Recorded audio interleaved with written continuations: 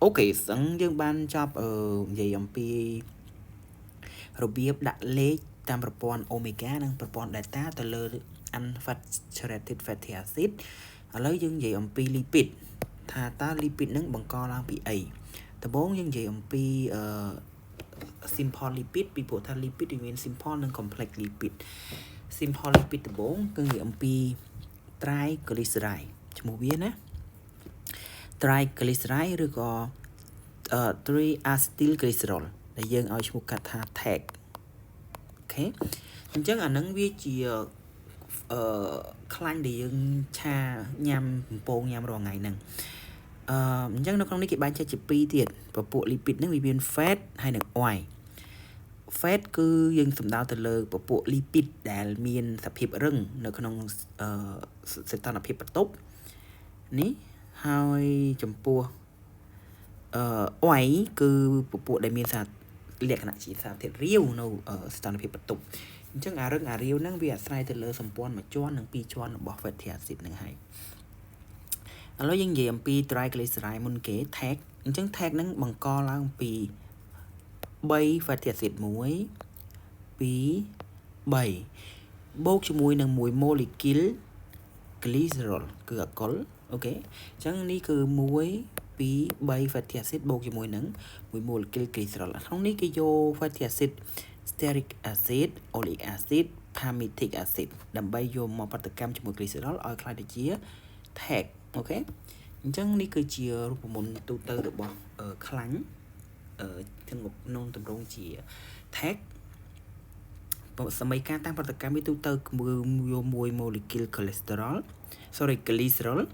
ពពួកអាល់កុលបូកជាមួយនឹង3 fatty acid 1 2 3អូខេបូកជាមួយ3 fatty acid ឲ្យផលទៅជា triacylglycerol អូខេនេះគឺ fatty acid ទី1ទី2ទី3អូខេបូកជាមួយនឹង3 molecule ទឹកអញ្ចឹងអ្វីដែលយើងទទួលបានហ្នឹងគឺយើងបាន molecule ខ្លាញ់មួយជា lipid មួយជា fat ឬក៏ជា oil នឹងមួយដោយប្រើនៅ3 fatty acid ជាមួយនឹង1 glycerol នេះគឺជានិមិត្តសញ្ញាតាំងទូទៅរបស់វាអញ្ចឹងបន្ទាប់ពី fat ហ្នឹងហើយជាប្រភេទខ្លាញ់ដែលយើងតែងតែញ៉ាំរាល់ថ្ងៃយើងមានអំបូរពួក lipid មួយទៀតគេហៅថា steroid ឬក៏ steroid នេះគេហៅ steroid and steroid អញ្ចឹងក្នុងហ្នឹងបើសិនជាយើងនិយាយពី steroid nuclear គឺជាសារធាតុបង្ករបស់ខ្លាញ់ប្រភេទ lipid មួយគឺ cholesterol អញ្ចឹង cholesterol បង្កើនឡើងអំពីពពួកនេះ steroid ដែលវាមាន foreign steroid នេះ foreign steroid អូខេ1 2 3 4 foreign steroid ហើយដើម្បីបង្កើតជា molecule cholesterol គ្រាន់តែយក foreign steroid នឹងមកបូកជាមួយនឹង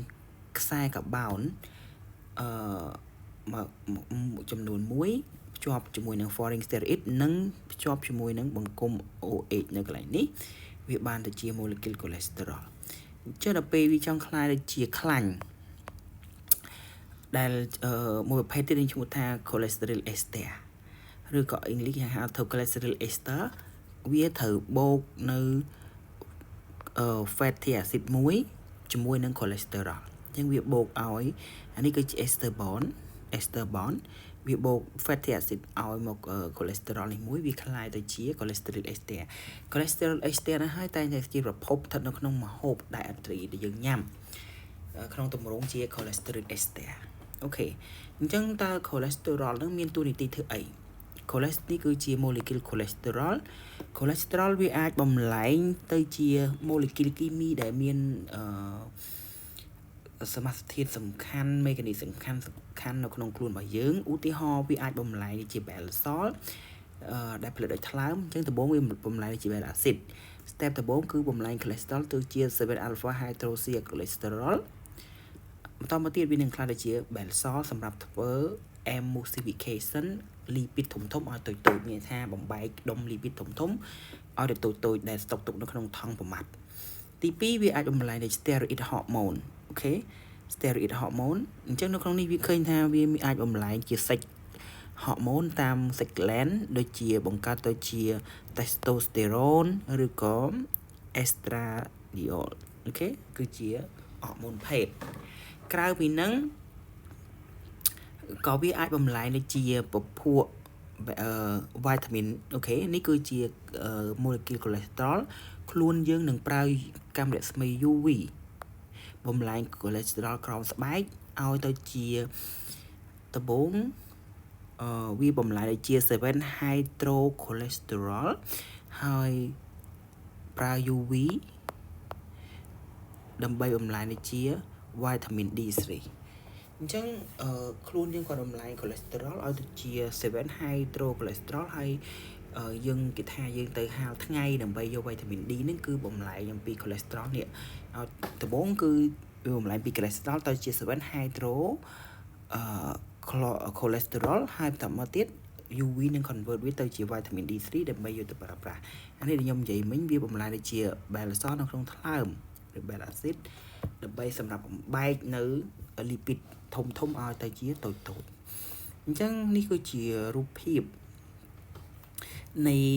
lipid ដែលយើងតែងតែញ៉ាំជាប្រចាំយើងមាន lipid fat នៅក្នុងអូខេខ្លាញ់សត្វដែលតែងតែមានសភាពរឹងនៅក្នុង room temperature ហើយនេះគឺជា oil ដែលតែងតែមានសភាពរាវនៅក្នុង room temperature ហើយលក្ខណៈពិសេសរបស់វាគឺជាខ្លាញ់ដែលយើងញ៉ាំជាប្រចាំអញ្ចឹងសួរថាហេតុអីបានជាអានេះរឹងអានេះវារាវអានេះហេតុអីបានជាអានេះរឹងអានេះរាវនៅក្នុង room temperature ពីព្រោះថាអញ្ចឹងបើសិនណាជាសម្ព័ន្ធវាមកជាន់ច្រើនសម្ព័ន្ធវាមកជាន់ច្រើនវាងាយនឹងភ្ជាប់ពី fatty acid មួយទៅ fatty acid មួយជា solid បានប៉ុន្តែបើសិនជាសម្ព័ន្ធយើងដឹងហើយបើមានសម្ព័ន្ធពីរជាន់ fatty acid នឹងកោងបើសិនជាមានសម្ព័ន្ធពីរជាន់ច្រើន fatty acid នឹងកោងគឺវាពិបាកនៅក្នុងការបង្កើតជាសម្ព័ន្ធរឹងដូចសម្ព័ន្ធខ្សែត្រង់ណាស់អញ្ចឹងធ្វើឲ្យខ្លាញ់ហ្នឹងមានសភាពរាវនៅក្នុង room temperature អញ្ចឹងនេះគឺជា triglyceride វាមាននៅក្នុងខ្លាញ់សត្វវាមាននៅក្នុងប្រៃរុក្ខជាតិដែលសារធាតុរាវប៉ុន្តែដូចខ្ញុំនិយាយអញ្ចឹងបើសិនជាវាបង្កើតពីពពួកពីរជាន់ច្រើនអញ្ចឹងខ្លាញ់ហ្នឹងនឹងមានសភាពរាវនៅក្នុងសីតុណ្ហភាពធម្មតាប៉ុន្តែបើវាបង្កើតពី fatty acid ដែលមានសម្ព័ន្ធមួយជាន់ច្រើនវានឹងមានសភាពរឹងនៅក្នុងសីតុណ្ហភាពធម្មតាពីព្រោះថាវាងាយនឹងខ្យងពី fatty acid មួយទៅ fatty acid មួយបែបនេះដល់ពេលនេះវាតែធម្មតាតែមានសម្ព័ន្ធពីរជាន់គឺវាកោងហើយគឺវាកោងអូខេវាកោងហើយសម្ព័ន្ធពីរជាន់វាកោងអញ្ចឹងវាពិបាកនៅក្នុងការអោបគ្នាឲ្យរឹងមាំអូខេនេះអញ្ចឹងនេះឃើញអត់ដូចទីនេះគេនិយាយចែនៅក្នុង no double bound នៅក្នុង cheese ក៏ជា fat ឬក៏ជា lipid ដែរអញ្ចឹងវាហឹងនៅក្នុងសីតុណ្ហភាពធម្មតាពីព្រោះថាវាអត់មានសម្ព័ន្ធពីរជាន់ទេខ្សែវាបើយើងគូគឺវាត្រង់ទាំងអស់បែបនេះអូខេប៉ុន្តែនៅក្នុងរុក្ខជាតិគឺវារាវនៅក្នុងគេហៅថា unsaturated fatty acid អញ្ចឹងដោយសារតែវាមានសម្ព័ន្ធពីរជាន់កាលណាមានសម្ព័ន្ធពីរជាន់ fatty acid នឹងកោងបើកោងច្រើន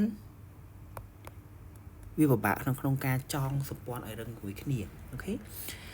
មួយទៀតគេហៅថា phospholipid គឺជាពពួក lipid មួយដែលបង្កើតឡើងអំពីglycerol ដូចគ្នាបង្កើតឡើងអំពី2 fatty acid ប៉ុន្តែវាបូកជាមួយនឹងមួយ phosphate group